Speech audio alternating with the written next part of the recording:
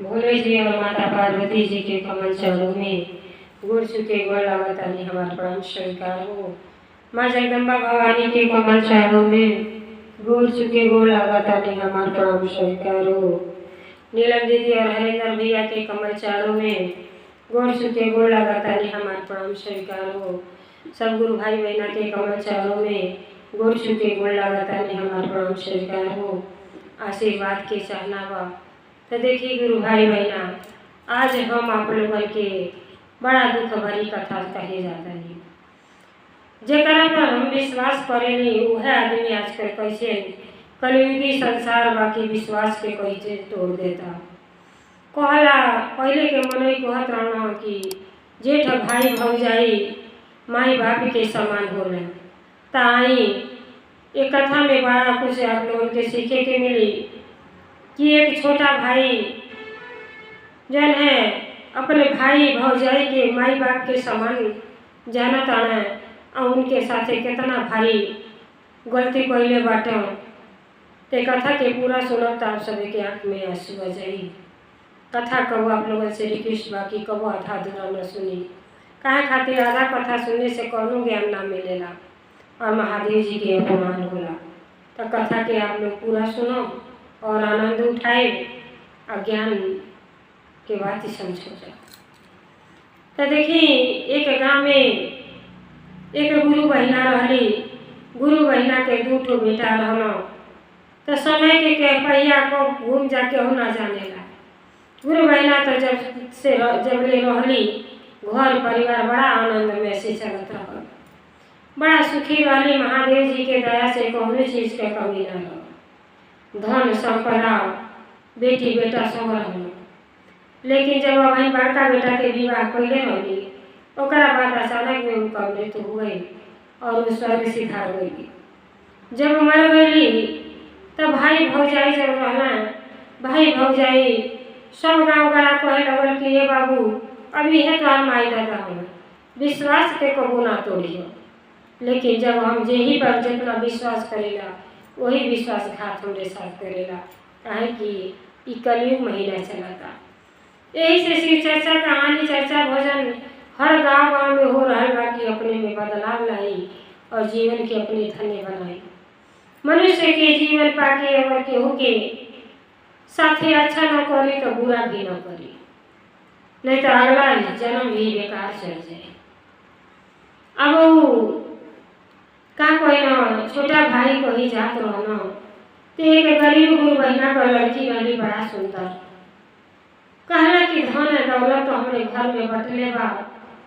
धन दौलत के कमी नहीं है। माई बाप के जगह हमार भाई भौजाई वालों तो उसे बात कहला कि अगर तू हमसे ब्याह कर ले तो अच्छा हो। कहले कि हमारा माई के पास तो कुछ धन दौलत नहीं कर, लेकिन माई हमारा संस्कार देले है हम गुरु के भक्त है जा और कोनो गलती आपके घर में ना हो पाई। कहला हमके ऐसे चाहिए। बेचारा वो वही लड़की से ब्याह कर लिया। ब्याह कहला के बाद जब घर में ले अल तो जनता वाली लालच आजकल केहू के ना छोड़े दे।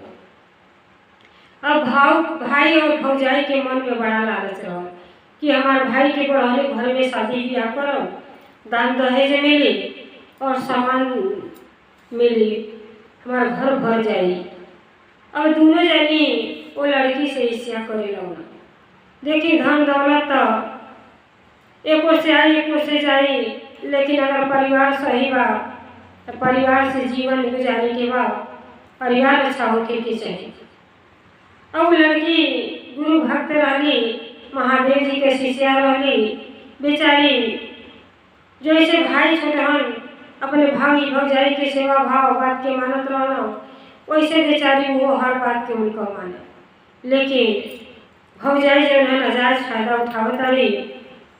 हर वक्त बेचारी के उल्टा सीधा बोल रहा बाड़ी कि ये कुल अच्छी ना जानी कहाँ से हमारे देवर के जाए अपने जाल में फंसा लेनी कि फूटी कौड़ी लेके ना आईली और ना जानी कहिए हमारा घर में से चल जाई। हम अपने देवर के दूसरा ब्याह करती तो हमारे धन संपदा मिला।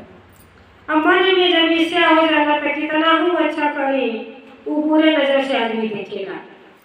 अब बेचारी के नु अच्छा करे लेकिन हर वक्त उनके प्रताड़ित करे। लेकिन बेचारी अपने पति से ना कहे कि नैहर से डोली आवेला ससुरा से अर्थी उठ के जाला। तो अगर कुछ कहो आपस में तकरार हुई और नैहर में हमने ठिकाना भी नहीं खो तो हम जाए तो कहाँ जाए। हे महादेव जी, आप ही कुछ करी कि घर में बदलाव होके आई गलत फहमी दूर हो जा। हमने जेठ जेठानी के बुद्धि दिमाग दी, लेकिन जनता बाटी जे करे भक्ति के मार्ग न अपनाई तो बुद्धि में शुद्धि कहाँ से आई। अब वो हर वक्त बेचारी के प्रताड़ित करते रहे। महादेव जी के दया से बेचारी के कुख में बालक पला था। अब गर्भवती हो गई, लेकिन डरे ना पति से कहली और ना अपने जेठान से कहली। जेठान तो आए दिन इनके घर से निकल ही के कोशिश में लगल। अब एक दिन का कहली खटवाच मछवाच लेके सुतली, कहली कि आज या तो हमार देवरान ले रही आना तो हम ही रहो, आज इनके हम मरवा के रहो। अब उनका पति है ना तो खोजे थे आना माई के जगह भौजी है कि खोजे। कहला भौजी का बात तो कहीं सुतल बाड़ू। आ तो हम ऐसे सुतल बानी कि अब 100 से पानी ऊपर जाता, अब हमारा बर्दाश्त ना हुई। इराऊ में हरारू जलवा न समय से भोजन पानी दे दिया न सेवा भाव कर दिया। ऐसे अच्छा बाकी के घर से निकाल दी और नहीं देकर जान से मार दे। और दूसरा ब्याह कोई दे मारे धन संपदा लेके आई और घर धन से भर जाएगी। गरीब की बेटी धन दे के और तुरा गई बिया। तब देखिए उल्टा इस्तेमाल कर शुरू कर देगी। अब हो जाए के जाल में फंस गए हो। पहला का चाहता हूँ भाभी बताओ तब हुई। पहले कि इनके कुशला पसंदला के लिए जाए इनका मार के हमारा के कलेजा देना तब जाके हमारा कलेजा जुड़ाई। अब देखिए पति कितना नादानी कोयले वाला हो कि अपने पत्नी के ही जान से मार देने बाटे। तो यही से कहा जाला बिना विचारे जो करे सो पाछे पछताए, काम बिगाड़ो आपने जग में होत हसाए। बिना विचारे कोनो काम ना करे के चाहिए। और का कहना अपने पत्नी के कहना कि ये तोहर माई के तबीयत बड़ा खराब बा, चलो तोहरा के माई से मिला दे। कहली अरे अचानक माई के का हो गई। तो चलो ना विलम्ब ना करो, जल्दी से तैयारी बनाओ ले चलो। अब तैयार हो गई और उनके तो छल करे के रहल अपने पत्नी के साथ। तो देखिए 2 पहिया के गाड़ी छल कपट से कबो ना चलेला। मेहरारू के अंदर भी भावना होके के चाहिए कि पति के से कोनो बात ना छिपाना, पति के भी अपने मेहरारू से कुछ ना छिपाए के चाहिए। अगर गलत फहमी बात होके दूर करे के बहुते रास्ता होला। अब बेचारा का कोई न अपने पत्नी के लेके चलल रास्ता में चलते चलते अब रास्ता में दूसरा पकड़ लेना कहली कि कौने राहे ले जाता नहीं, ये तो हमारे मायका के राही ना हो। अब ले गए जंगल में आइन के का कोई न एगो पाकड़ के पेड़ रहल, वही तरह बैठा के आई कहला कि थोड़ा विश्राम कर ले जा। बेचारी थकल लगी थोड़ा सा, जैसे हाथ मुनाई आई तो अपन हथियार लेके गए रहना मुड़ी अलग कर देना। मुड़ी अलग करने के बाद जब सीना चीरे जाता ना कलेजा निकाले करते, तब पेट में महादेव जी के कृपा देखी उनके पेट में गर्भ में बेटा पैदा हो। वो बेटा बाहर निकल गई ना। जब बाहर बेटा निकल ना तो कलेजा के सूरी भुला गई। अब लौना पछताया ही होता था, पत्नी के जान से मार देनी। लेकिन ये कितना सुंदर पुत्र बाटे, पुत्र से ही घर के वंशज आगे बढ़ला। चलो कलेजा न सही ये पुत्र के ले चलो, अब भाभी के दे दे, भाभी हमार पलिया और घर में नहीं मेरे लिए लड़के के सहारा अपन जीवन काट ले। देखिए महादेव जी की कृपा से कलेजा के जगह बेटा के उठौना आ घरे लेके आई। यहाँ जेठान का बड़ा खुश बाटी कि आज तो हमारे घर के अलमट निकली गई। अब दूसरा बियाह कोई दिन मारे धन संपदा घर में आ जाई।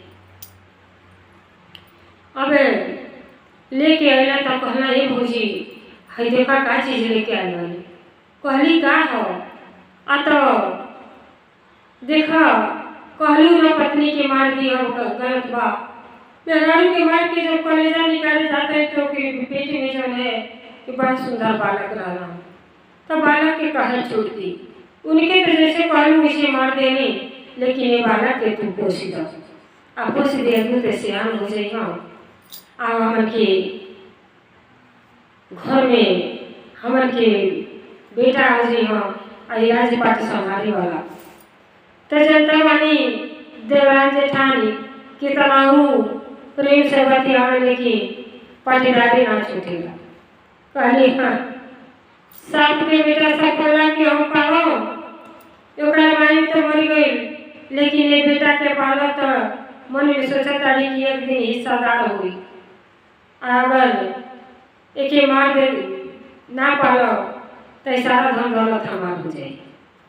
कहली कि एक तो छोटे जाति से बियाह कैलो, आई छोटे जाति के लड़का साफे के बेटा सब बोला हुई जैसे आन हुई सब कही कि वही नीच इंसान के लड़की लड़का हो, हमारे बस का नहीं है लड़का के पालक। वही महादेव जी उनके ज्ञान दिए ना कि देखो ना अपना पराया में कितना अंतर बा। पत्नी के भौजाई के कोहरे पर तो मार देनी, लेकिन ये पुत्र के कहाँ ले जाए। अब बेचारा के दिमाग आई लड़का के नलियोरी ले गई ना कहना कि आई लड़का के का करी उनका माई मर गई कैसे से के पाली पोसी। उनका नानी कहली कि हम पालो ये लड़का हमारे लगे रही। अब लगली नानी पाले बाप जब मन करे जा मिल के चली आवे, लेकिन घुट घुट के अंदर मरता है। ऐस कहा जरा कि बिना विचारे जो करे सो पाछे पछताए, काम में बगाड़े आपनो जग में होता साए। और जो ने रास्ता जाता है तो ने रास्ता सब यह कहता कि आई होता था। वो गुरु बहिना के लड़का कैसे जला दे निकल कि अपने पत्नी के जान ले लिया हो जाए के कहला पर। आ देखा ना वो लड़का के अनाथ को दे ई तो बड़ा हत्यारा बा। जो ने रास्ता जाके वो भला ना कहे अच्छा कर्म कैले ना तो मरने के बाद भी मनाई ना मिलेगा। और जब बुरा कर्म करेला ना तो घर से बाहर निकलने में ही मुँह छिपा के आगे जाए के पड़ेगा। अब जो ने रास्ते जाता हमें घर से सब ताना बोली मारे। अब नानी जब से आन को दिल्ली स्कूल में नाम लिखा गई, गाँव वाला के लड़के सजी गुल का है ये भगवान ये तो जला दे के लड़का हो एक बाप जब है अगर माई के जान से मार दे तो जैसा बाप रही हो वैसा ना बेटा हुई। हाँ क्यों लड़का ओकर साथ ना दो ना लड़के साथे पढ़े जाओ ना लड़के साथे खेलना घूमे टगरे लड़का बिल्कुल अकेला पड़ गई। अब आके अपने नानी से पूछे लगला कि नानी का बात हो। नानी सारा हकीकत बता देगी। कहली कि ये बाबू क्या करबो तुहार माई चाहे बाप हम ही बानी।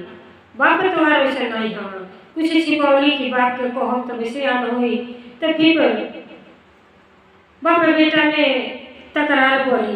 कहली ऐसा कोनो बात ना हो बाबू हम तुहार माई है जी पालेला उन्हें माई बाप रहेला। लेकिन जनता बाटी जब सियान हो गई हो तो क्या बुजुर्ग के सारा बात बता दिया। अब बेचारा सियान हो गए तो बाप कहले बाबू सियान हो गए चलो घरे। कहला ना तोहरे घरे ना जा हम तोहरे घरे ना जाए। अब वहाँ से बेचारा जब सची हकीकत जानना तरुआ तरुआ तरुआ तरुआ कहना ऐसे नहीं के बात कि अपन जान दे दी न रोह आने के वही के कमाई हो से कर बाप हो से।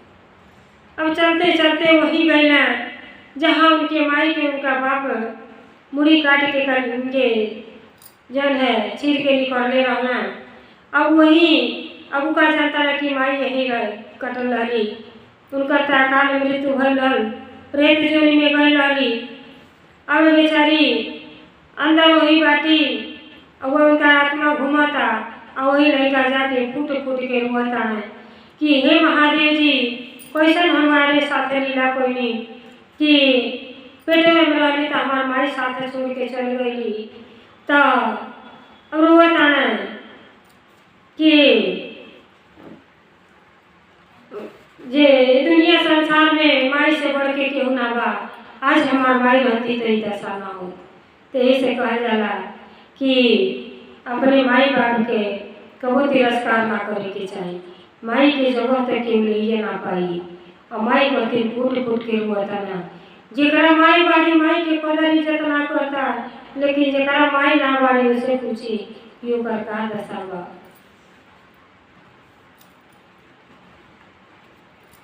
बिना माई के केहू ना सहाय ना होई, त केहू के तानो दुलारी बाकी माई ना होई।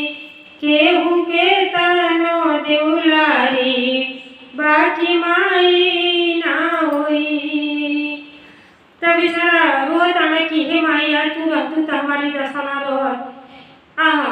ये जंगल में शेर भालू का साजे तक खा लेता हमारा प्राण निकल जाता। अब वो ताने आंसू जितने गिरता उतने माई के प्राण छटती आता। काहे खातिर की बेटी बेटा में तो माई की जान बसेला। आधा पर पेट खा के रह से लेकिन बेटी बेटा के दुख बर्दाश्त ना हो पाई। अब बेचारी प्रकट हो गई कि कहली कि ये बबुआ काहे रोता तो का बाती हो। आ तो हंस हंस बाती हो। हमार बाप वैसे जलात रहल कि हमरा माई के मुँह देना। हम आवाज तक अपने माई के ना देखनी। हम जियल ना चाहतनी। जीवो करब जौने रास्ता जाए सब कहता कि जलात के बेटा हो। ये जब जलात के बेटा जलाते हुई केहू हमारे साथ में खे दे। आज हमारा अच्छा माई बाप रहता तो हमारे साथे चार जनी घूमता। अब माई सीने से लगा लेली और मानो दुनिया संसार की सारा खुशी मिल गई और कहत रही कि हे महादेव जी, अगर सच्चे दिल से आपके भक्ति कइले बानी तो हमार माई बेटा के जुदा न करी, हमके जीवन दान दे दी। जैसे कहली ऐसे महादेव जी के कृपा भई ओ बेचारी के जीवन दान मिल गई और कहली कि ये बेटा तुहार माई आज भी बाटी तुहार बात और तुहरे पर महादेव जी के कृपा हो गई बा। हई देखो हाथ में जब अंगूठी बा ये तुहरे बाप के नाम के अंगूठी है। तो नाम अंगूठी पर उनके बाप के नाम लिखल हो। जब पढ़ना तो सचमुच जान गई ना कि हमार माई हुई। माई अपने सीने से अपने बेटा के लगा लेली और चनुधार रोए लगली। कहली बेटा आज से मरने के बारे में तू कबो ना सोची हो। जैसे अब आज से हम तुम्हारे साथे रहो। तुहार माई हम हई बेटा।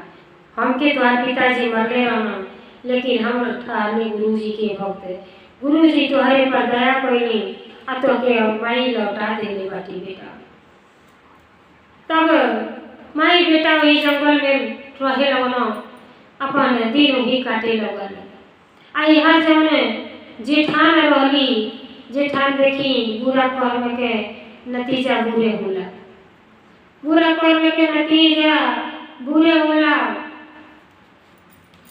अब वो अनहर हो गई बाटी और पति जौन बाटे दर दर के भटकता में बेटा के भी साथे छूट गई पत्नी के भी साथे छूट गई। जेकरा पर विश्वास कइले वही विश्वासघात आदमी कइले। तो ऐसे सचेत रहे के चाहिए एक कलयुग में केहू अपन नहीं खो। कब बुद्धि बदल जा अपने साथ आदमी छोड़ देता। तब जब माई अपने बेटा के बोली तब गुरु जी के कैसे याद कैले बारी कितना सुंदर भजन गए। हमारे जोगिया हो हमारे जोगिया डम डम डमरू बजाइले हमारे जोगिया डम डम डमरू बजाइले हमारे जोगिया। हमारे जोगिया हो हमारे जोगिया हो हमारे जोगिया डम डम डमरू बजाइले हमारे शीश गंगा जी के धार शोभे चंद्रमा, शीश गंगा जी के धार सोहे चंद्रमा लीलार, शीश गंगा जी के धार सोहे चंद्रमा लीलार। अंग भभूति रमाइले हमार जोगिया, अंग भभूति लगाइले हमार जोगिया, हमार जोगिया हो हमार जोगिया, सखी हमार जोगिया हो हमार जोगिया। डम डम डमरू बजाई ले हमार जोगिया, डम डम डमरू बजाई ले हमार जोगिया। संग में अंग में भभू संग में भूत बरियात और जोगी जमात, संग में भूत बरियात जोगी जमात।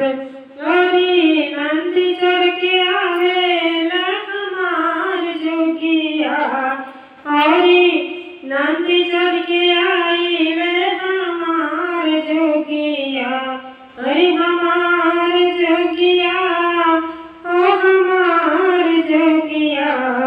डम डम डमरू बजाई ले हमार जोगिया, डम डम डमरू बजाई ले हमार जोगिया।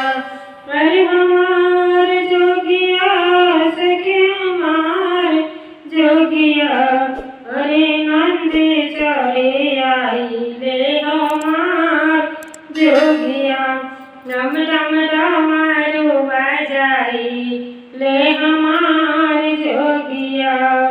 पैरे सरगो के माला काने बिछुआ के बाला, कैनी सरगो की माला काना बिछुआ के बाला। हरदम राम राम गाई ले हमार जोगिया, हरदम राम राम गाई ले हमार जोगिया, हमार जोगिया हो हमार जोगिया।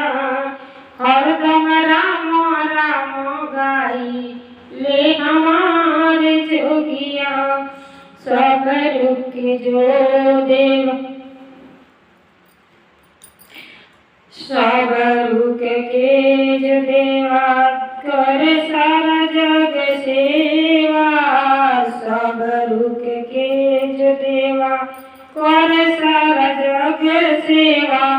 शिव शंकर कहाइले हमार जोगिया, शिव शंकर कहाइले हमार जोगिया, हमार जोगिया हो हमार जोगिया।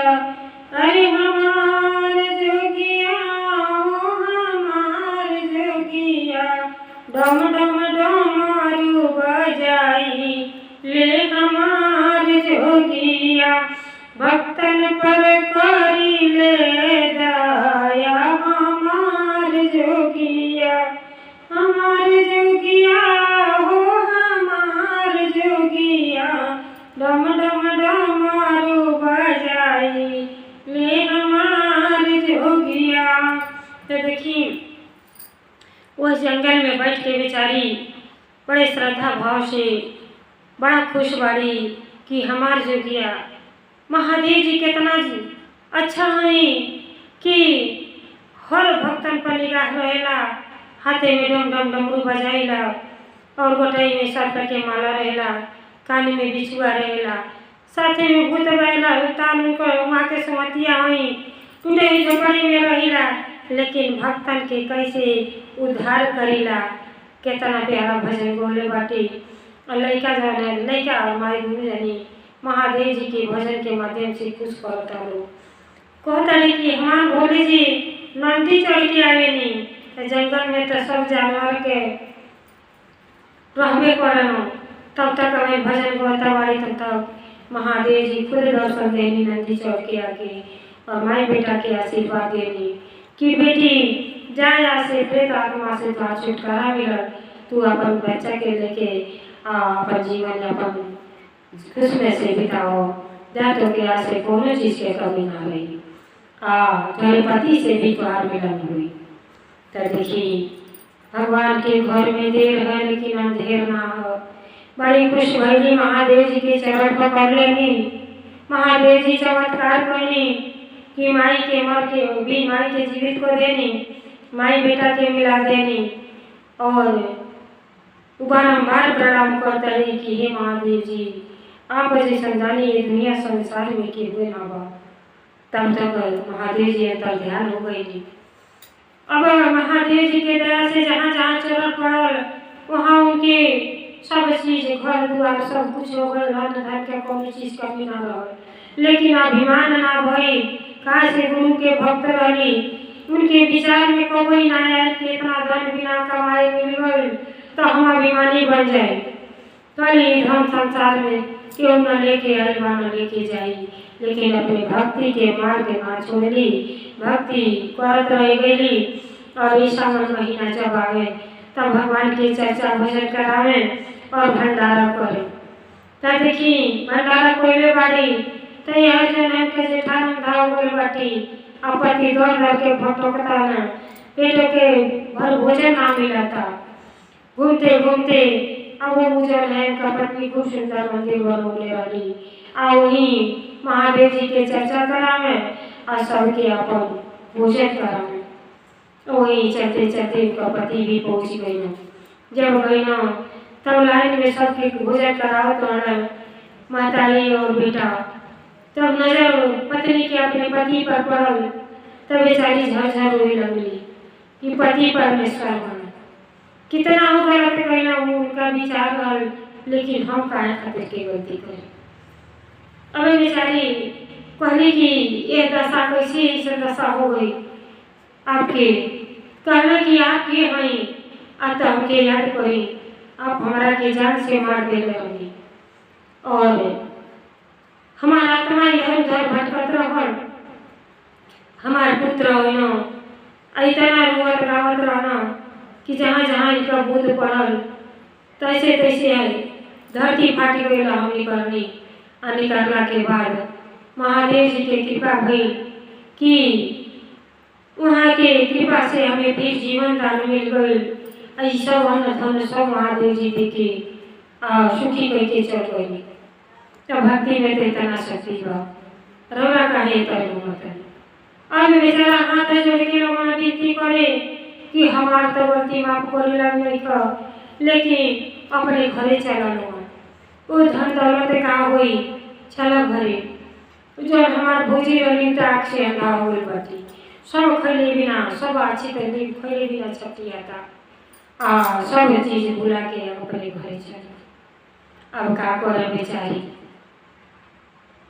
जे गुरु के भक्त रहला ओकरे दिल में बहुते प्रेम रहला, सब कुछ भुला के और पत्नी और बेटा फिर घरे गईना। वह जेठानी के एहसास दिया जेठान होके घोड़े पर गिर गई कहली कि ये बेटी हम इतना गलत बाटी मनुष्य के जीवन पाके तो वो भक्ति भाव कुछ ना कैली और तोरे साथे इतना ना कैली आ तू तो हमरे साथे ऐसे व्यवहार करता। तो हम आज से अपन बुराई यही छोड़ता नहीं, हम हो कि सच्चाई के मार्ग दिखाओ बेटी कि हमारा अल्लाह जन्म सुधर जाए। तो भगवान के दरबार में जब भी साजवा ऊपर बिहान बा अपने के जब भी बदलाव ले आनी वही दिन से जेठानी कि इतना सेवा कैली इतना सेवा भाव कैली कि जैसे सती सावित्री अपने पति के प्राण वापस ले देली वैसे वो अपने घर के ऐसा संवारली कि उनका सेवा भाव कैली महादेव जी से दया मांगी चर्चा भजन कैली उनका आँख वापस लौट गए और मिलजुल के परिवार में रहे लागल लोग आनंद ही आनंद आ गए। और सबके अपने पश्चाताप के आंसू बहावता लोग। कितना धन संपदा हो गए, लेकिन बार बार वो बिच्छू के तरह डंक मारता कि काश हम ऐसा कार्य ना कैले रहती। तो उनके बार बार महादेव जी एहसास दिया थे कि ऐसा गलत कार्य कबो ना करे के चाहिए, कि अपने बेटी बेटा के साथ ऐसा गलत व्यवहार करे, चाहे अपने भाई के साथ व्यवहार करे। जे अपने भाई के साथ गलत व्यवहार बेईमानी शैतानी करेला, जीवन में कोनो सुख का अनुभव ना होला। ऐसे कोनो चीज मानने बा, अगर एगो कोनो सामान बा तो में आधा तो ओकर है या आधा करके काहे बेईमान बनी। बेईमानी शैतानी कबो ना करे के चाहिए, कबो फलित ना होला। तो जैसे महादेव जी के उनके घर में कृपा भई, सबके बुद्धि विचार बदल गई कि मर के भी पत्नी जीवित हो गई। तो ऐसा भाव होके के चाहिए, महादेव जी के प्रति भक्ति भाव होके के चाहिए कि पानी से पिंड सवारी वाला देव के देव महादेव जी है। महादेव जी के कमल चरणों में कोटि कोटि प्रणाम बाही महादेव जी। जैसे उनके जीवन के सुखमय बनौनी, वैसे सब पर दया कृपा करी।